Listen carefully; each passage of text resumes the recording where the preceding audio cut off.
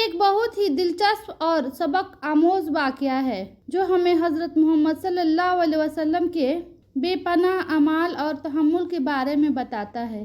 ایک دفعہ جب حضرت محمد صلی اللہ علیہ وسلم مسجد میں بیٹھے ہوئے تھے تو ایک پاگل عورت نے ان پر مٹی ڈال دی۔ مسجد میں موجود لوگ غصہ میں آ گئے، لیکن حضرت محمد صلی اللہ علیہ وسلم نے سکون سے عورت کو صاف کرایا اور لوگوں سے کہا، اس پر غصہ نہ کرو کیونکہ وہ پاگل ہے۔ یہ جملہ ہمیں یہ سکھاتا ہے کہ ہمیں ہر حال میں صبر اور تحمل کا مظاہرہ کرنا چاہیے۔ حضرت محمد صلی اللہ علیہ وسلم نے ایک پاگل عورت پر بھی شفقت کا مظاہرہ کیا۔ اس سے ہمیں دوسروں کے ساتھ حسن سلوک کرنا سیکھنا چاہیے۔ حضرت محمد صلی اللہ علیہ وسلم نے اس عورت کو معاف کر دیا۔ اس سے ہمیں معافی کا مظاہرہ سیکھنا چاہیے۔ غصہ کرنے کے بجائے آپ صلی اللہ علیہ وسلم نے امن سے کام لیا۔ اس سے ہمیں تنازعات کے حالات میں امن قائم رکھنا سیکھنا چاہیے۔ یہ واقعہ اس بات کا ثبوت ہے کہ اسلام امن اور ہمدردی کا مذہب ہے۔